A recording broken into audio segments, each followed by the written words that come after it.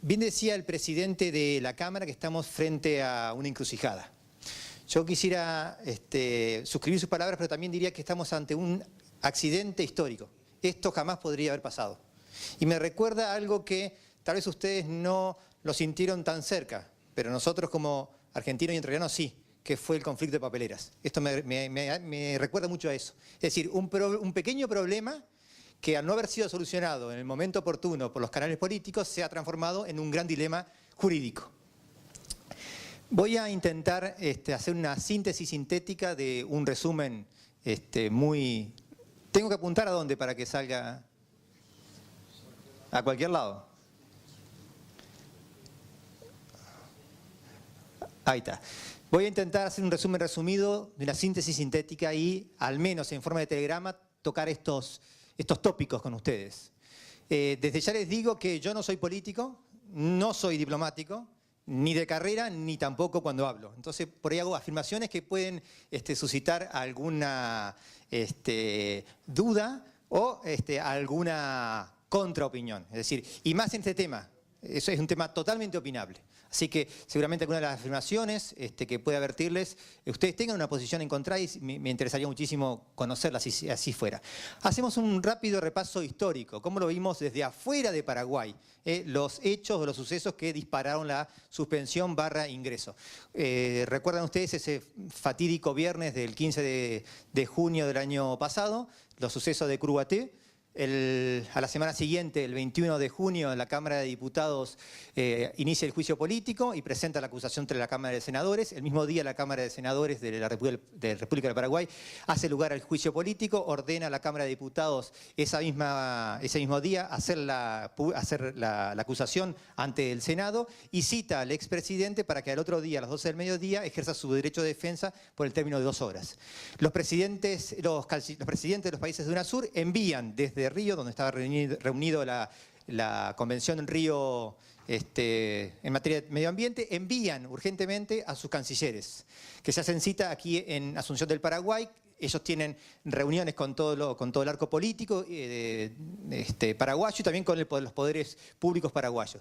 Al día siguiente, el día 22, el expresidente ejerce su derecho de defensa frente al Senado, que obraba como juez en este juicio político, y en horas de la tarde es destituido por la Cámara de Senadores. El día 24, es decir, el domingo, los presidentes de los países del Mercosur emiten una decisión por la cual suspenden a Paraguay de su participación de todas las reuniones que iban a tener lugar del 25 al 29 de junio. El 29 de junio va a ser la cumbre de presidentes en Mendoza, así que Paraguay no participó en ninguna de esas reuniones.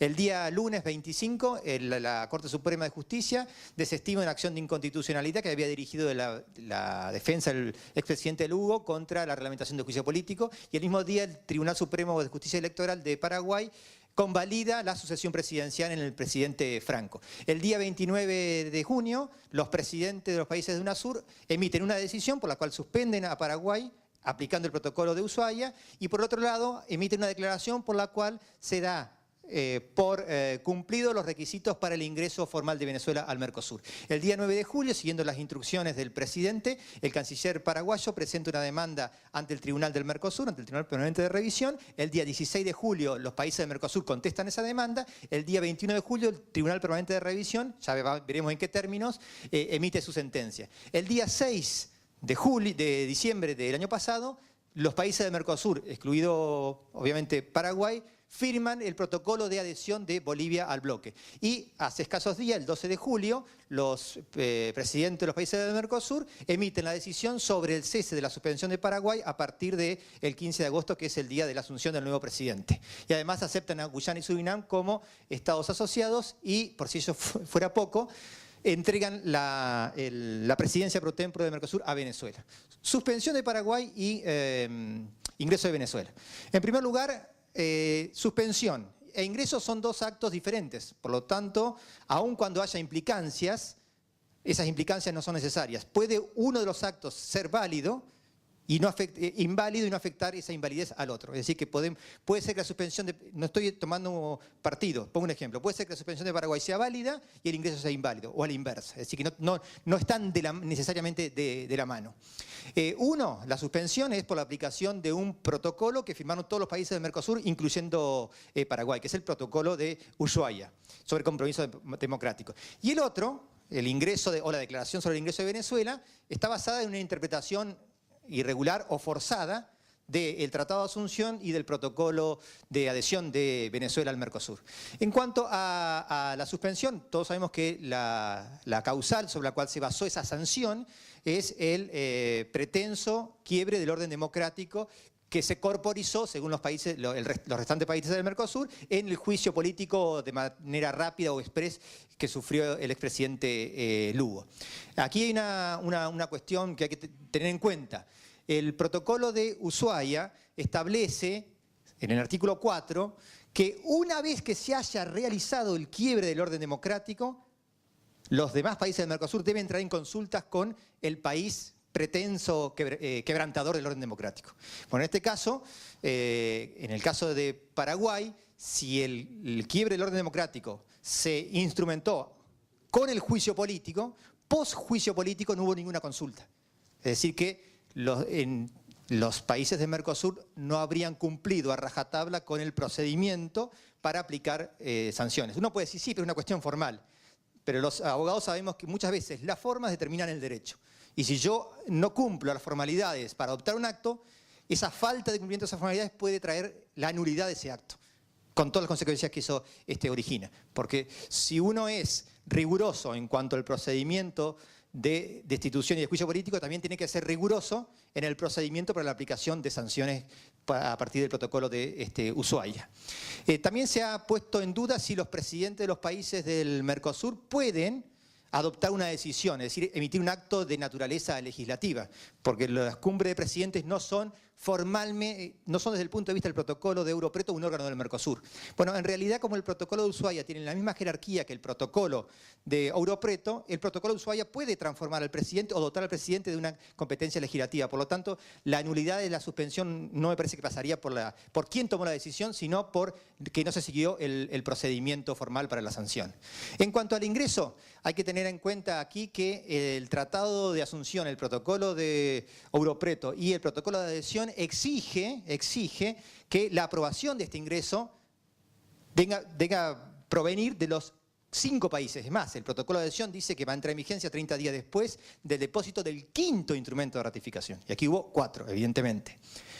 Los países del Mercosur respondieron a esto ante el Tribunal Permanente de Revisión, que Paraguay aceptó a través de la decisión 2905 el ingreso de Venezuela al Mercosur. En realidad esa decisión no acepta nada, porque lo único que dice esa decisión es que los países toman con beneplácito el pedido de Venezuela de ingresar al Mercosur. Por lo tanto, el ingreso también sería irregular. Si el ingreso fuera irregular, como aparentemente parecería ser, eso provoca unas consecuencias jurídicas excepcionales. ¿Por qué? Porque para empezar, todos los actos en los cuales participó un Estado parte que irregularmente es miembro pleno, caen por invalidez. Así que todos los actos posteriores a ese ingreso irregular. Bien, primer tópico, denuncia o retiro del Tratado de Asunción. Yo voy a hablar desde el punto de vista jurídico. Jurídicamente es factible que Paraguay denuncie o se retire del Tratado de Asunción. Denuncia es el término técnico. Sí, jurídicamente es posible. Como también es posible que Alemania se vaya de la Unión Europea o Inglaterra. El tema es si política y económicamente eso es factible. El derecho determina muchas veces la política determina el derecho y también determina la política. Es decir, son 3 aspectos que se interrelacionan y autolimitan. Entonces, el análisis no puede culminar solamente en el aspecto jurídico. También hay que tener en cuenta el aspecto económico, comercial y político. Solamente el aspecto aduanero y comercial lo tocará el mi colega que me seguirá en el uso de la palabra. ¿Cómo es el procedimiento? Si es que nos ponemos de acuerdo en que lo más conveniente a los intereses de Paraguay es denunciar el Tratado de Asunción. En primer lugar, se comunica a los demás países la voluntad de denunciar el tratado. Dentro de los 60 días siguientes, el Estado denunciante debe formalizar a través de un escrito esa denuncia, es decir, exponer los motivos por los cuales utiliza el derecho de retirarse de ese tratado. A partir de ese momento, finalizan todos los derechos y obligaciones entre el Estado denunciante y el resto de los países del Mercosur, excepto algo muy importante, que es los derechos y obligaciones que surgen del programa de liberalización comercial y aquellos otros aspectos que las partes regulen. Estos derechos excepcionados, es decir, lo que no termina automáticamente, tiene una perdurabilidad, es decir, tiene que estar vigente por durante 2 años más. ¿Qué pasaría si Paraguay se va del Mercosur? ¿Cuáles serían las consecuencias? Son muchas, pero solamente para mencionar algunas en este exiguo espacio de tiempo que tenemos. Primero, dejaría ya de estar obligado a utilizar el arancel externo común, es decir, el derecho de importación que tributa o que deben tributar los productos extra zona que ingresan al Mercosur. Así que Paraguay no tendría por qué aplicarlo.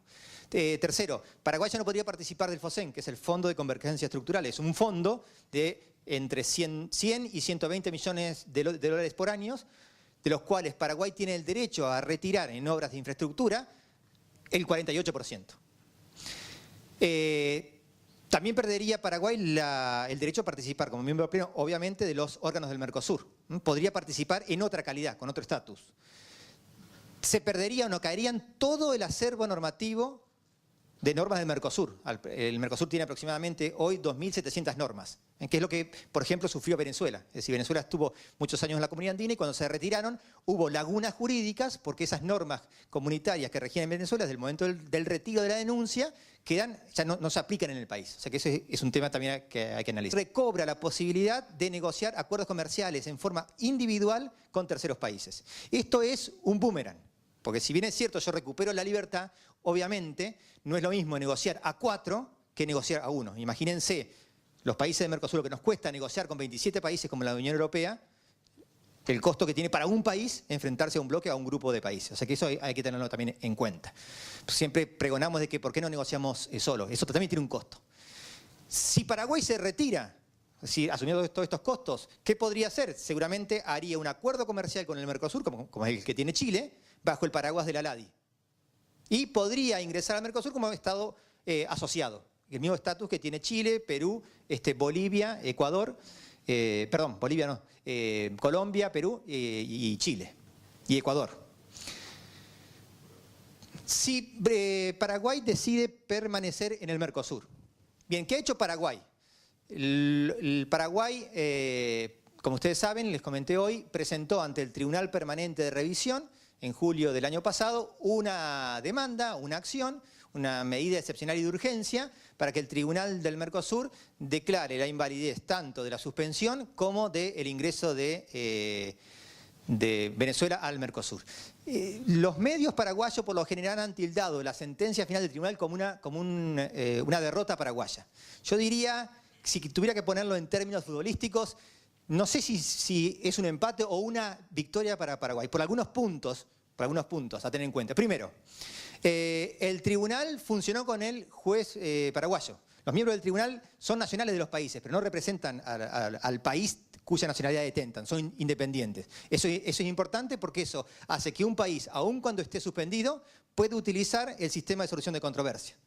¿Para qué? Para ejercer su derecho de tutela judicial efectiva, ese derecho que tenemos todas las personas jurídicas o físicas de defendernos hasta un tercero imparcial. En segundo lugar, reconoció implícitamente la validez del gobierno del presidente Franco al reconocerle estatus jurídico de demandante al señor canciller del presidente Franco. En tercer lugar, algo para nada menor, que seguramente ha desvelado a aquellos que hicieron la demanda, por ejemplo, al doctor José Moreno Ruffinelli, que era un tema político. ¿Puede ser revisado por el Tribunal Permanente de Revisión? Como criterio el tribunal dijo sí. Toda aquella controversia, de cualquier naturaleza que sea, medioambiental, política, económica, de cualquier naturaleza, sobre la base de una norma de Mercosur, es revisable ante el tribunal. Si cualquiera se puede quejar. Eso no es para nada menor. En cuarto lugar, ¿por qué el tribunal rechazó la demanda de Paraguay? Básicamente porque Paraguay tocó mal el timbre, se equivocó de puerta. entró al tribunal por una puerta errada. Pero el tribunal no le dijo a Paraguay que sobre el fondo de la cuestión no tenía razón, que eso es lo importante. Primero dijo el tribunal, el procedimiento que usted invoca para venir al tribunal, que es medida excepcional y de urgencia, no se cumple en este caso porque tiene que darse una serie de requisitos. Por ejemplo, daño irreparable a bienes. En este caso no había ese daño irreparable. Entonces, al faltar uno de los requisitos, esa herramienta, ese recurso que usted dice alegar para tocar el timbre del tribunal es errado. Segundo, ¿por qué vino Paraguay, dijo el tribunal, directamente al tribunal permanente? Para venir al tribunal permanente tengo que tener el acuerdo de la contraparte. Si no hay acuerdo entre demandante y demandado, no puedo ir al tribunal de Asunción, tengo que ir siempre a una primera instancia. Como Paraguay no demostró que había un acuerdo de los demás países para ir directamente a Asunción, al juicio, Paraguay debió haber ingresado en una primera instancia, ante un tribunal ad hoc. Paraguay había replicado en su demanda, se defendió anticipadamente diciendo que, palabras más, palabras menos, los países del Mercosur no me atienden el teléfono. Por lo tanto, no van a ir a una negociación directa para ir después ir a un tribunal. Pero todos sabemos que en derecho esas cosas hay que acreditarlas. Paraguay debió acreditar que invitó a los demás países a hacer una negociación directa y que nadie le contestó.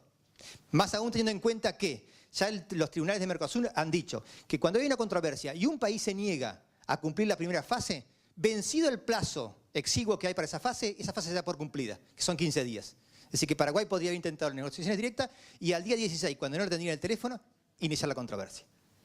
Es muy importante dos párrafos del tribunal para lo que vamos a ver después. Dice el tribunal, están presentes algunos requisitos. Dice, se trata de una acción adoptada por los Estados partes por supuesta violación de la normativa del Mercosur y esa acción puede producir daños graves, considerando la seriedad de la situación. Es decir, que el tribunal está dando, al lugar de que había una presunción de daño grave, y eso es muy importante para los abogados, cuando pedimos una medida cautelar.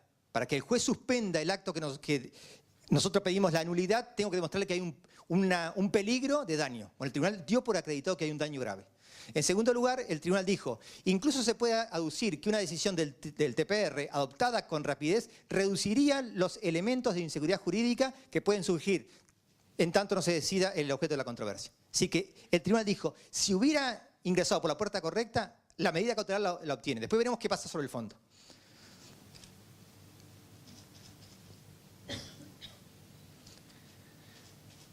Vamos por la suspensión.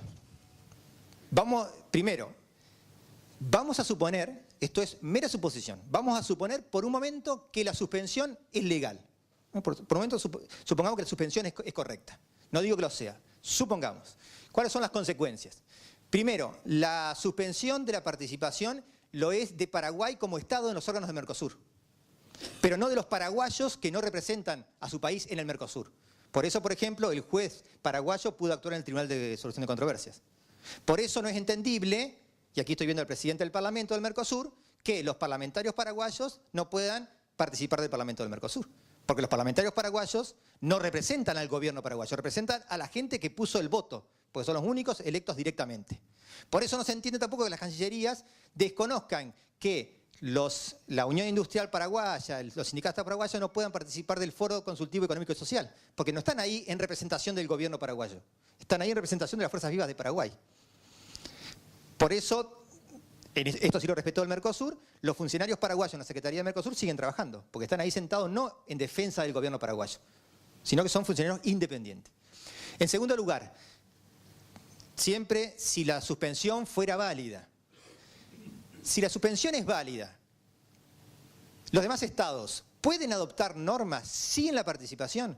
Parecería ser que por un principio de eficacia, de efecto útil, es decir, si la norma habilita la suspensión, para que esa suspensión no tranque la evolución del proceso, la adopción de normas debería ser válida, aun cuando un estado esté suspendido. Eso como criterio general. Ahora bien, cualquier tipo de norma, bueno, en el Mercosur la doctrina, esto es unánime, divide siempre las normas en dos tipos.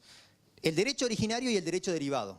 El derecho originario es una especie de constitución del Mercosur, todo aquello que le da formato y estructura al bloque, el Tratado de Asunción, el Protocolo de Europreto, el Protocolo de Olivos, el Protocolo de Ushuaia, es decir, todo lo que le da formato al Mercosur. El resto, las normas secundarias, son el derecho derivado. Si coinciden conmigo de que si la suspensión es válida y se pueden adoptar normas, yo creo que normas derivadas se pueden adoptar válidamente. No así normas de derecho originario, porque modifican la estructura misma del el Mercosur. Si eso es así, y siempre partiendo de la hipótesis de que la suspensión sea válida, por ejemplo, no parecería válido el protocolo de adhesión de Bolivia, porque un protocolo de adhesión de Bolivia ni más ni menos modifica el Tratado de Asunción y demás normas fundamentales del Mercosur. Como tampoco sería válida la decisión sobre el ingreso, el protocolo de adhesión de Bolivia, y tampoco sería válida la decisión sobre la incorporación de Venezuela, porque modifica también la estructura del Mercosur. Es cierto que la Cancillería paraguaya, a través de distintos medios, ha dicho que tampoco acepta el derecho derivado, por ejemplo, las normas del Mercosur sobre que acepta el cronograma de adhesión de Venezuela al arancel externo común, o la aprobación de distintos presupuestos de órganos del Mercosur, o el otorgamiento de la presidencia pro tempore a Venezuela, o la decisión sobre que Mercosur va a pedir ser observador en el SICA. Sí, pero yo creo que estas normas derivadas del segundo rango serían válidas, siempre en la hipótesis de que la suspensión sea válida. Hipótesis B, si la decisión es inválida, si la decisión de suspensión es inválida, todo cae. Todas las normas adoptadas por el Mercosur, sean fundamentales, originarias y derivadas, son inválidas porque no han tenido el voto de uno de los socios. Hipótesis B bis, ¿qué podría pasar si hasta aquí? Lo que podría hacer Paraguay, y esto podría ser un elemento de canje, de negociación, es refrendar las normas adoptadas, es decir, validar, aceptar las normas que en principio serían inválidas. Sería una moneda de cambio. Para mí es evidente que si se declara inválida la decisión de suspensión y o la decisión sobre ingreso, el único que lo puede llegar a hacer es el Tribunal Permanente de Revisión. Es el único que tiene competencia para hacerlo, que puede hacerlo. Y créanme que en los hechos, si Paraguay logra la declaración de ilegalidad e invalidez de ambas decisiones, es porque logra llevar el caso al Tribunal Permanente de Revisión. Si no, yo no veo otra hipótesis de éxito. No, el Mercosur no va a declarar ilegales ni inválidas las dos decisiones, y es evidente, después de un año, que ni Paraguay ha flexibilizado, ni los países del Mercosur han flexibilizado su posición. Entonces, si tomo aquí las palabras del presidente electo Cartes, la presidencia del presidente Cartes va a estar asignada por reingreso con dignidad y apego absoluto al Estado de Derecho y al respeto al derecho internacional.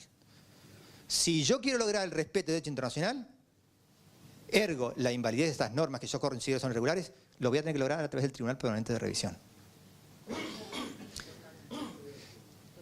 Presidencia pro tempore venezolana. Doctor, Sí. el licenciado le regala 5 minutos de su tiempo. Ah, bueno, ¿me quedan 5 entonces? Ah, ok. ¿Cuánto me falta en total? 8 en total, perfecto. Bien, presidencia pro tempore venezolana. Aquí se ha dicho muchas cosas. Es clarísimo el Tratado de Asunción, el protocolo de Europreto y el Tratado de Asunción, el protocolo de Europreto, que las presidencias pro tempores son rotativas por un abecedario. Por lo tanto, para cambiar ese orden abecedario, tengo que modificar el tratado. Ergo, no es que Paraguay no tiene derecho jurídicamente a pedir la presidencia, como los demás países no tienen el derecho de otorgársela salteándose el abecedario. Porque además otra cosa, y esto pensando como abogado, si los demás países del Mercosur aceptan alterar el régimen dejando de lado los tratados, están convalidando que la suspensión fue ilegal. Entonces eso podría ser usado en contra de los países. Se podría, se saben que es flexible también. Sí, lo que se podría hacer es, para que Paraguay tenga su presidencia el día que reingrese, es que las presidencias subsiguientes renuncien. Es decir, ahora le tocaría en diciembre a Argentina, que Argentina abdique, como un rey, abdica, renuncia, que renuncie Brasil, y entonces por orden necesario le corresponde a Paraguay. Pero si nos atamos al derecho, nos atamos siempre, no de vez en cuando.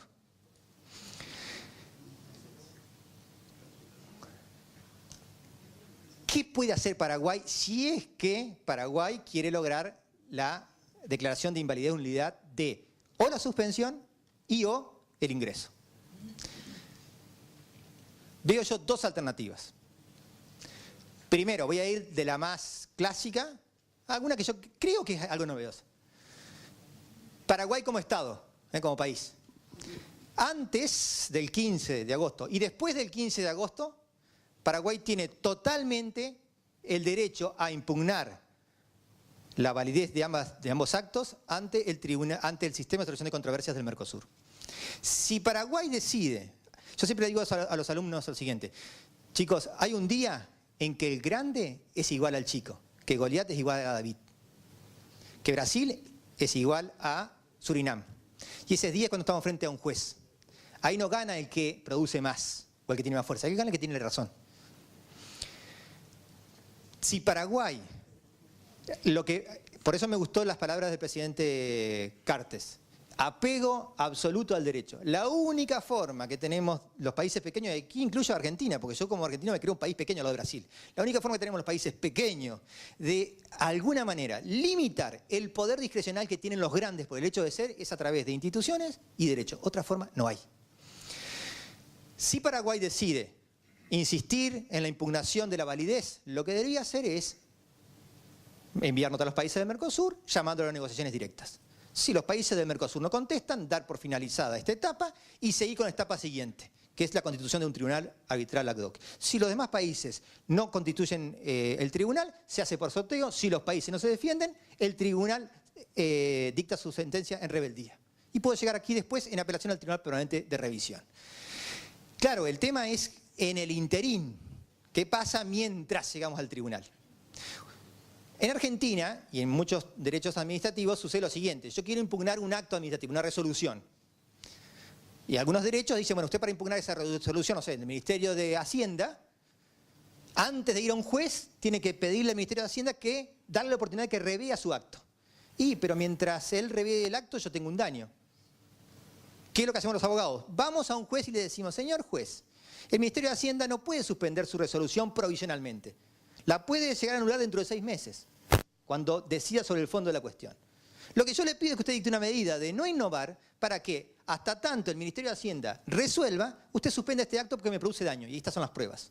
Entonces lo que podría hacer Paraguay es iniciar las negociaciones directas y pedirle directamente al Tribunal Permanente de Revisión, no que entienda la controversia, sino que dicte una medida de no innovar. En base no a las normas que citó la demanda paraguaya ante el TPR, sino en base a la tutela judicial cautelar, que es un derecho que tienen los seres humanos y las personas jurídicas, los estados o las empresas. Y además es importante decir que el Tribunal Permanente de Revisión dijo en su laudo, sentencio como sentencio porque Paraguay no me demostró haber llamado a los países para negociaciones directas. Si hubiera demostrado Paraguay que llamó a los países a negociaciones directas y nadie atendió el teléfono, nadie respondió, la solución hubiera sido otra, dijo el tribunal. Si Paraguay considera que la solución conveniente es a través del derecho, el planteo de una controversia es, creo yo, la solución más rápida, expedita y adecuada. Eso obviamente tiene un costo para la contraparte y para mí, que tenemos que aceptar lo que diga el tribunal, nos guste o no. La segunda opción, y luego las conclusiones ya termino enseguida, 2 minutos. Cualquier persona de carne y hueso podría plantear un caso de tal manera que sea el Tribunal Permanente de Revisión, sin depender de las demandas de los países, para que el Tribunal Permanente de Revisión diga si son o no válidas las normas. ¿Esto qué quita? Cualquier particular que haga un juicio a nivel interno, ante un juez local, ante un juez nacional. ¿Esto qué le quita a Paraguay? El costo político de país. A los países no les gusta a los países demandarse, porque los países no están para demandarse. Por eso hay un poco juicios internacionales. Los países están para negociar. Entonces, esta alternativa le quita el costo político a Paraguay. Un ejemplo. Supónganse que yo soy importador de productos, voy a la aduana y le digo a la aduana, clasifíqueme este producto por la nomenclatura que está establecida en la resolución GMC 2712. Hay una norma del Mercosur que dice, estas normas sobre clasificación arancelaria, los países las tienen que aplicar, las incorporen o no. ¿Qué me va a decir la aduana? Para ser coherente con la posición del gobierno paraguayo. Esa norma no es válida en Paraguay, porque se adoptó cuando Paraguay estaba suspendido. Ok, contra esa negativa de la aduana voy al juez paraguayo, seguramente será el Tribunal de Cuentas, no sé quién es, la instancia contencioso administrativa. Le digo, señor juez, por favor ordene a la aduana a que me deje importar este producto con esta clasificación, que surge esta norma. La norma va a decir, no, porque esa norma no es válida en Paraguay. Bueno, señor juez, hagamos una cosa. Pregúntele al Tribunal Permanente de Revisión si esa norma es válida. Pero para que el Tribunal Permanente de Revisión me diga si es válida, va a tener que el Tribunal Permanente de Revisión definir si la suspensión de Paraguay fue legítima o no. Es más. Obviamente esto es un caso fabricado, que los abogados lo hacemos. Yo voy a hablar con la aduana uruguaya, decir, ponete de acuerdo y vos también decís que sí, que vamos a preguntar.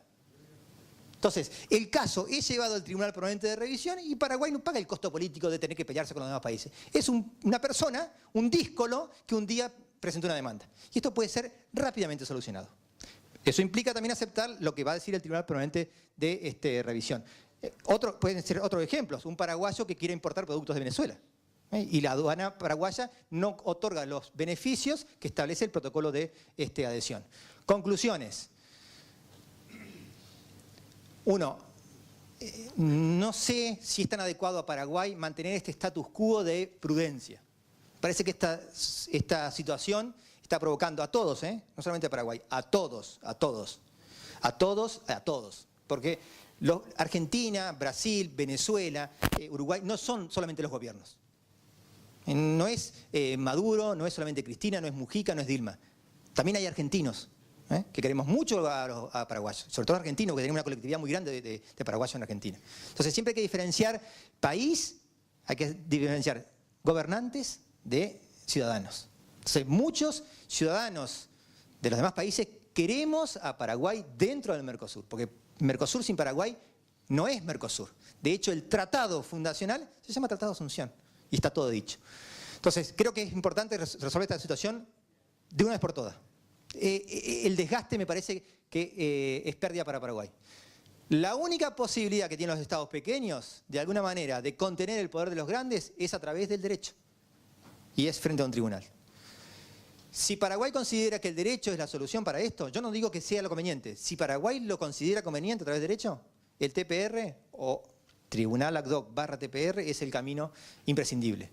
La intervención del TPR, es decir, que esto se judicialice, puede provenir de una acción, como dije, tanto del gobierno del Estado paraguayo, lo cual me parece muy costoso desde el punto de vista político, como también de un particular.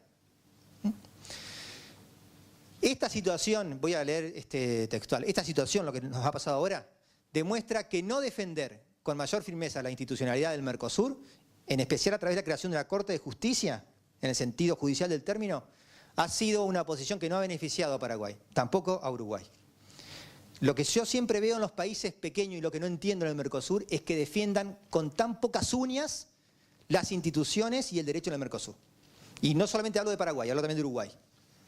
Porque han sufrido los embates, sobre todo de las cancillerías, tanto las instituciones que están en Montevideo como las instituciones que están aquí en Asunción del Paraguay. Muchísimas gracias.